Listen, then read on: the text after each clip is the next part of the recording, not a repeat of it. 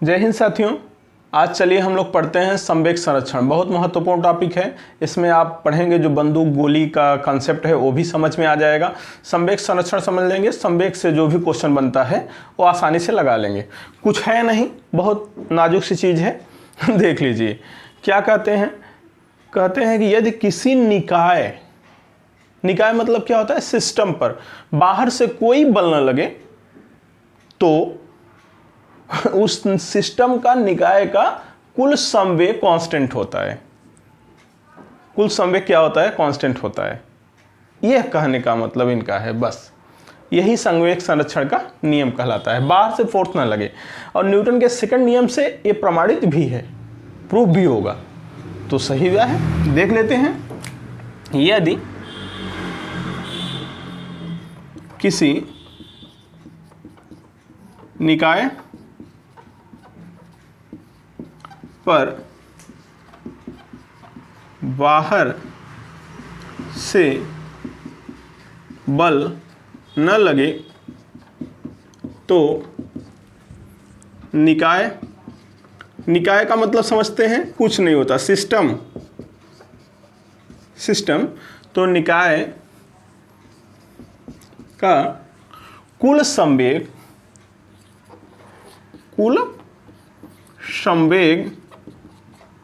नियत रहता है। नियत मतलब कांस्टेंट, नियत रहता है, कांस्टेंट रहता है। ठीक है।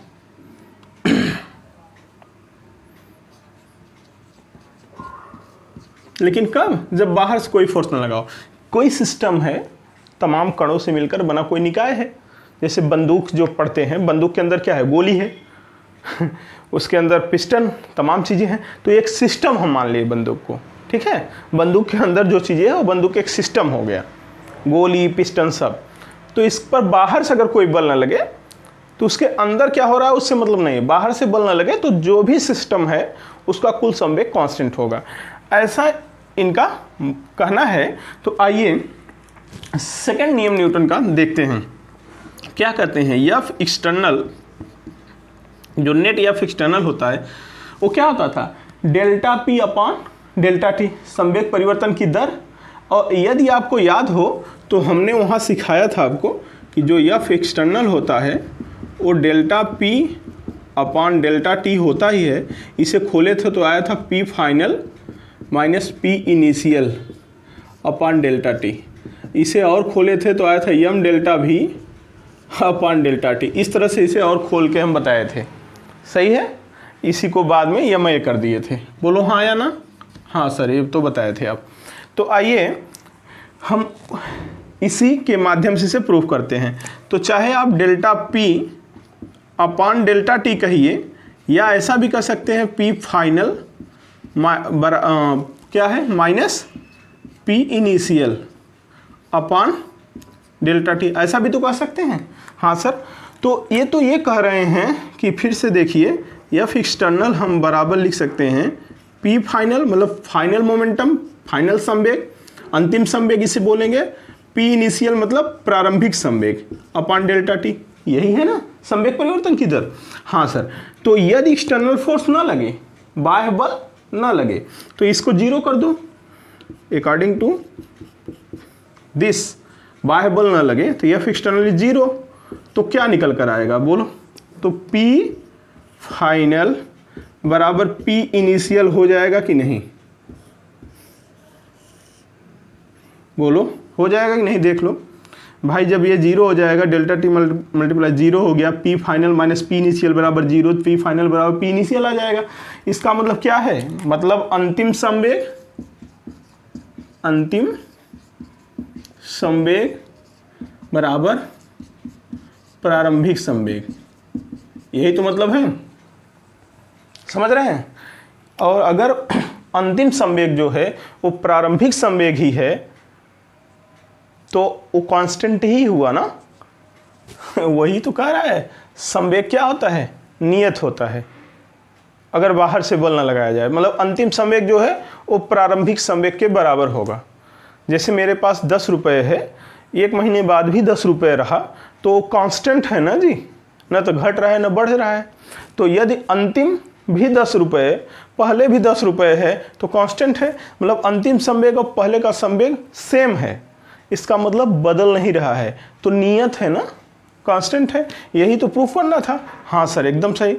ठीक, देखिए हमारा मेन कंसेप्ट क्या है, अंतिम संवेग बराबर प्रारंभिक संवेग। हमने एक एग्जांपल के लिए समझाने के लिए एक बॉडी मान लिया, एक सिस्टम है, मतलब ये पूरा दो पिंड ले लिए, एक m1 द्रव्यमान के एक m2 द्रव्यमान, एक ही दिशा में हम फ्लो कर दिए, विपरीत दिशा में भी हो सकता है, ठीक है। सदिश राशि से संवेग, ये बात ध्यान देना, एक ही दिशा में जा रहा है, m2 जो है u2 वेग से जा रहा है, m1 u1 वेग से, इसी दिशा में वो जा रहा है। अच्छा, कुछ अगर u1 u2 से ज़्यादा है तो टक्कर होगी, अगर u1 u2 से कम है तो टक्कर नहीं होगी। हमने मान लिया ज़्यादा है क्योंकि हमें टक्कर कराना है, टक्कर से पहले ये स्थिति है, कुछ दूर जाके मार दिया, कटक दे, समझ रहे हैं, जैसे एक बॉल आप फेंक दो, पीछे से एक दूसरा बॉल तेजी से फेंक दो तो टक्कर हो जाएगी। जैसे ही टक्कर होगी तो किसी इनके वेलोसिटी में चेंजिंग आ जाएगी, परिवर्तन हो जाएगा। हाँ सर, m1 v1 वेग से चलने लगा, अभी क्या था u1, तो अंतिम वेग हो गया। हाँ सर, m1 का अंतिम वेग, v2 m2 का v2 वेग हो गया, दोनों का वेग बदल गया, मास नहीं चेंज हुआ, मास नहीं चेंज हुआ। हो सकता था ये टक्कर के बाद अगर जुड़ जाते दोनों तो मास चेंज हो जाता, तब अंतिम संवेग क्या होता, m1 m2 दोनों जोड़ देते और एक ही वेग से आगे ले जाते। लेकिन फिलहाल अभी एक केस है, तो चलो ये देखते हैं, टक्कर के पहले ये है, टक्कर के बाद ये है। तो आप मुझे बताइए, अभी टक्कर के पहले जो सिस्टम, इस सिस्टम का हम कह रहे हैं कुल संवेग कितना है। सर इसका संवेग बता सकते हैं। हाँ सर, P1 बराबर क्या हो जाएगा सर, m1 u1, बोलो सही है, और इसका संवेग P2 बराबर m2 u2, सही है, पक्का भाई। संवेग क्या होता है, द्रव्यमान गुणे वेग, संवेग हो गया। इसका संवेग बता सकते हैं। हाँ सर, इसका संवेग P1 बराबर क्या हो जाएगा, m1 v1, पहले वाले का, दूसरे वाले का क्या होगा, P2 बराबर m2 v2, यही होगा। अब बताइए जरा मुझे कि टक्कर के पहले का कुल संवेग कितना है। टक्कर के पहले का कुल संवेग कितना है, तो m1 u1 plus m2 u2, कुल संवेग जोड़ दो भाई दोनों को, तो कुल सिस्टम है ना, एक सिस्टम हम मान लिए, ये है टक्कर के बाद के कुल, टक्कर के बाद का कुल संवेग कितना है, टक्कर के बाद का कुल संवेग जोड़ दो, m1 v1 plus m2 v2, कोई दिक्कत नहीं सर। ये टक्कर के पहले प्रारंभिक संवेग P1 P2 था, ये टक्कर के बाद पहले वाले पिंड का संवेग, अंतिम संवेग m1 v1 और ये m2 v2 है। हाँ सर, अब कहने का मतलब ये है, ये बताइए संवेग संरक्षण क्या हो रहा है कि बाहर से बल इस पर न लगे, बाहर से बल न लगे, एक सिस्टम इसे हम मान लिए हैं, बाहर से बल नहीं लग रहा है, इसका मतलब इसका कुल संवेग तो कांस्टेंट होगा, तो टक्कर से पहले जितना होगा उतना टक्कर के बाद भी होगा। जैसे मान लो, एक एग्जांपल मैं बता रहा हूँ कि मेरे पास 100 रुपये है, आपके पास 200 रुपये है, मेरे पास 100 रुपये है, आपके पास 200 रुपये है, आप आगे भाग रहे हो, मैं पीछे भाग रहा हूँ, ऊपर वाले जेबा में मान लो लिया हूँ एकदम चिल्लर, हाँ $55 रुपये वाला, और आप वैसे डॉलर लेके भाग रहे हो, आप आगे भाग रहे हो, मैं पीछे भाग रहा हूँ, दोनों टक्कर हो गया, आपके पास 200, मेरे पास 100। टक्कर के पहले कितना रुपया था सर, 300 रुपया था, दोनों लोगों को मिला के पूरे सिस्टम में, बस दो ही लोग हैं रास्ते पे और कोई तीसरा नहीं है, बाहर से कोई बल नहीं है। अब जैसे टक्कर हुआ, गिर गए हम लोग, जब गिर गए तो कुल पैसा बाहर आ गया। अब मन अपना हम लोग बांट रहे हैं, पता चला सामने वाले के पास केवल 120 रुपया, अब हम कितना पाए होंगे, सोच कर बताओ भाई, सामने वाला केवल 120 रुपया उठा पाया, तो हम 180 रुपया उठाए होंगे ना, केवल कुल पैसा जो गिरा था, दो ही लोग हैं, बाहर से कोई बल नहीं लग रहा है, तो हम 180 उठाए, टोटल अब कितना हुआ, सर टोटल 300 रुपया अबव हुए, तो टक्कर के पहले कितना था 300, टक्कर के बाद कितना है 300। अगर बाहर से कोई न आ जाए तीसरा उठाने, मतलब बाहर से कोई बल नहीं लगा, तो अंतिम संवेग प्रारंभिक संवेग बराबर होगा, मतलब टक्कर के पहले का संवेग बराबर टक्कर के बाद का संवेग। तो संवेग संरक्षण के नियम से क्या हो जाएगा, संवेग संरक्षण के नियम से क्या हो जाएगा, टक्कर के पहले का संवेग बराबर टक्कर के बाद का संवेग। हाँ ना बोलो, ठीक है। हाँ तो जोड़ दो, m1 u1 plus m2 u2 बराबर m1 v1 plus m2 v2। कोई दिक्कत? तो इस पर भी कभी कभी सवाल बनेगा तो आप जान लीजिएगा। ये है संवेग संरक्षण, बना लो स्क्रीनशॉट। अब बंदूक वाला सवाल बता देते हैं, देख लेना। देखिए आपको एक भी फार्मूला अभी जो हम बताएं उसे याद वाद नहीं करना है, सबसे पहले तो समझ लीजिए, कॉन्सेप्ट केवल समझना है। कॉन्सेप्ट क्या होता है पता है?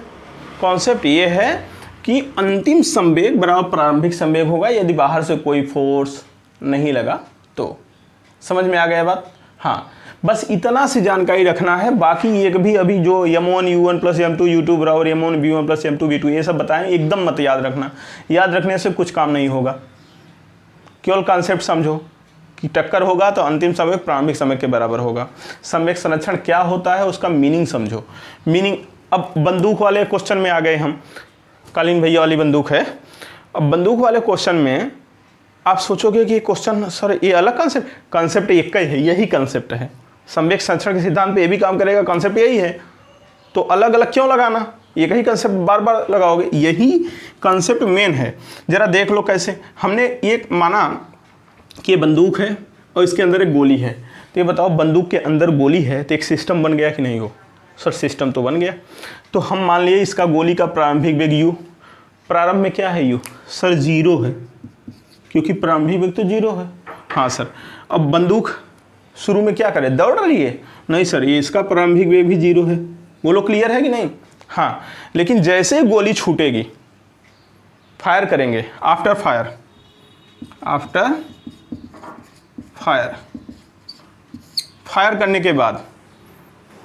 करने के बाद गोली तो आगे जाएगी, किसी वेलोसिटी से जाएगी v, स्मॉल v मान लिए, और जो इसका भी कुछ वेग आ जाएगा।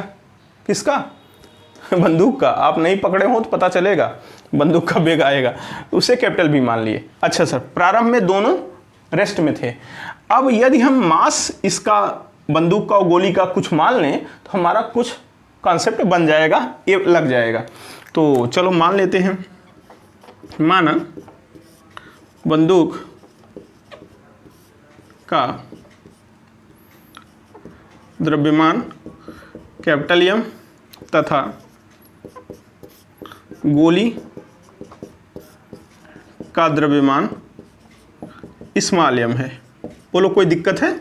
सर नहीं, कोई दिक्कत नहीं है तो कोई दिक्कत नहीं। ये देखो, अब इसका प्रारंभिक संवेग बताओ, P इनिशियल बता सकते हो? एक इस सिस्टम का प्रारंभिक संवेग क्या होगा ये बताओ पगलू। ये गोली का द्रव्यमान स्मॉल m इंटू u, क्या है 0, तो गोली का प्रारंभिक संवेग 0। बंदूक का प्रारंभिक संवेग बताओ। सर कैपिटल M गुणे u, ये भी 0। हाँ सर, तो प्रारंभिक संवेग बंदूक का भी 0, तो कुल संवेग क्या आया? P इनिशियल 0 आया।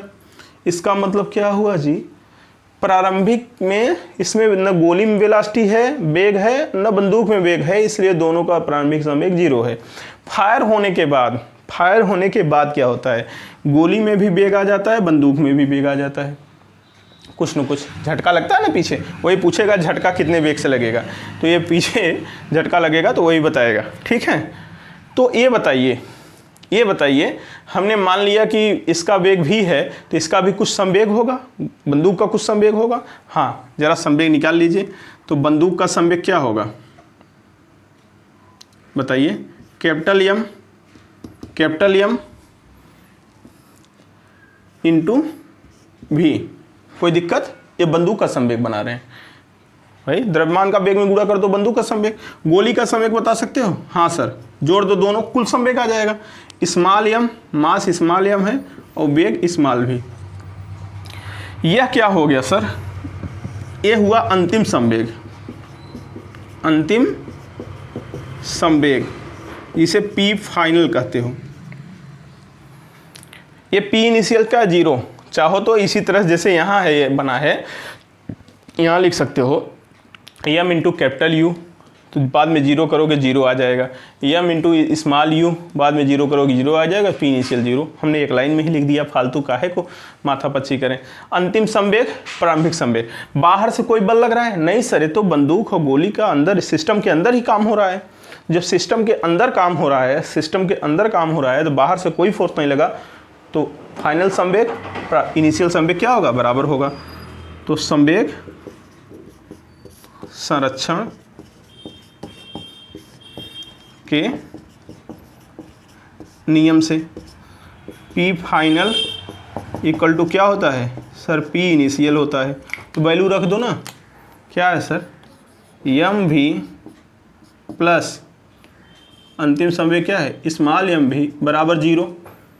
बोलो यही तो? हाँ सर। तो भी हमें निकालना है। अक्सर आपको बंदूक का दिया रहता है, या किसी का भी दे निकालो, यही छोड़ दो, यही छोड़ दो, या तो निकालना हो फार्मूला बना लो। ज़रूरत नहीं है फार्मूले, कॉन्सेप्ट की ज़रूरत है। तो ये भाई साहब उधर जाएंगे, माइनस के साथ आएंगे। तो v बराबर, v क्या है? बंदूक का वेग। देखो यहाँ लिखा हूँ, ये क्या है? बंदूक का वेग है, अभी लिख दूंगा लास्ट में।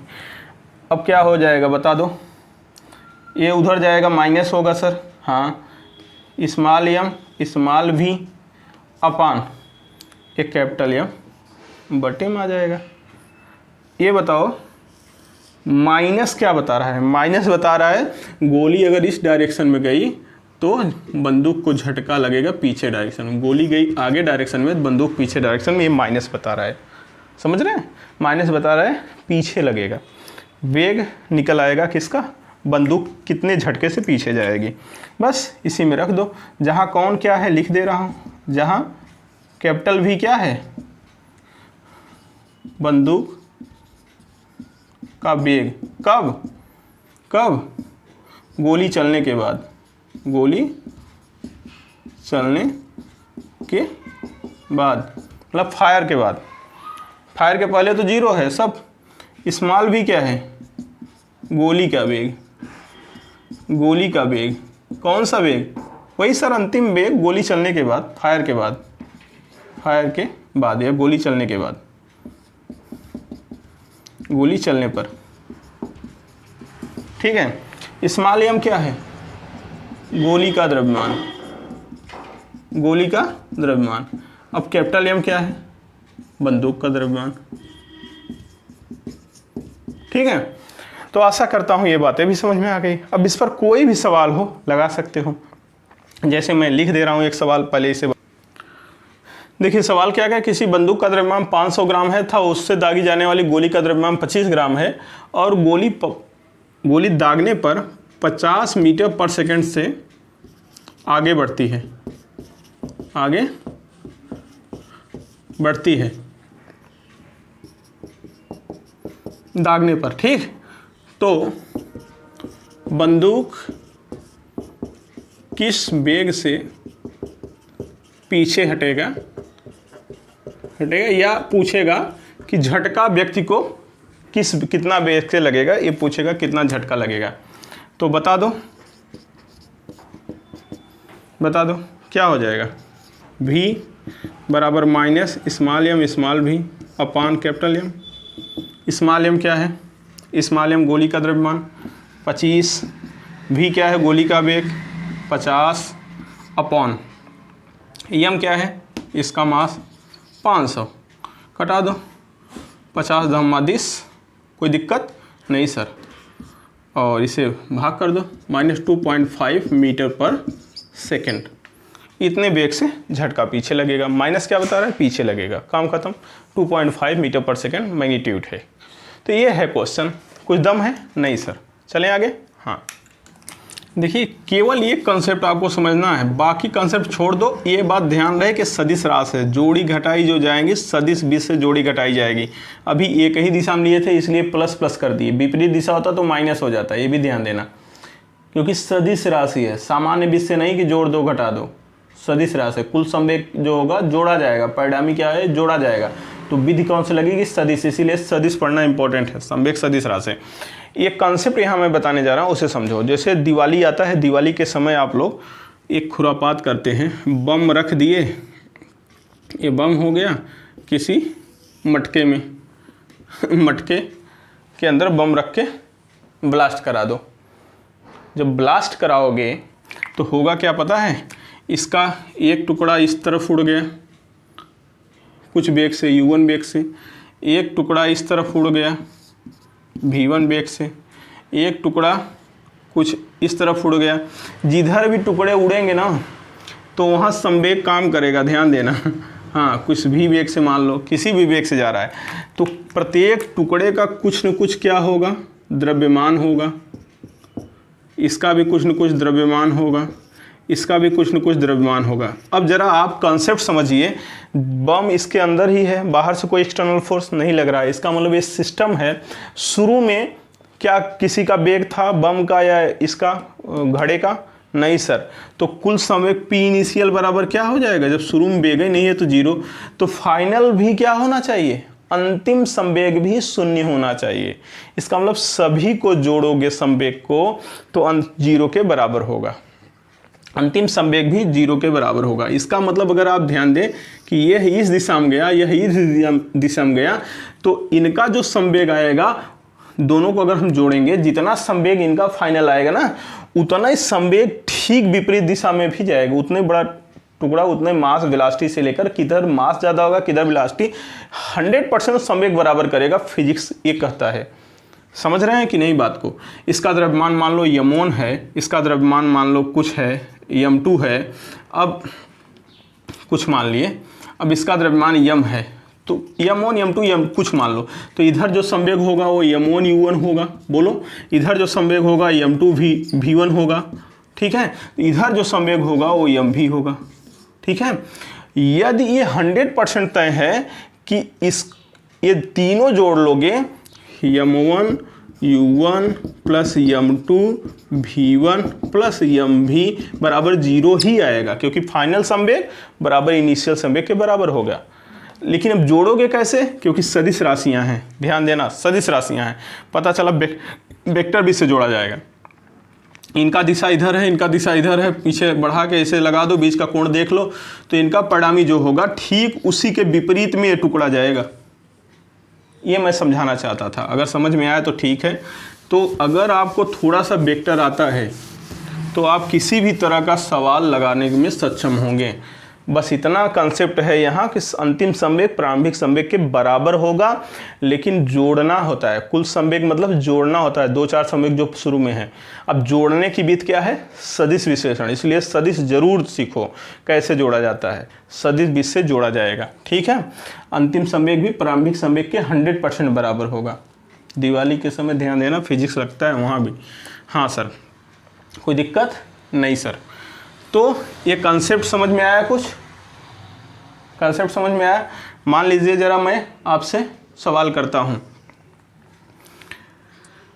कि एक गोला इस दिशा में जा रहा है, एक गोला इस दिशा में जा रहा है u1, ठीक है, इसका m1 मास है।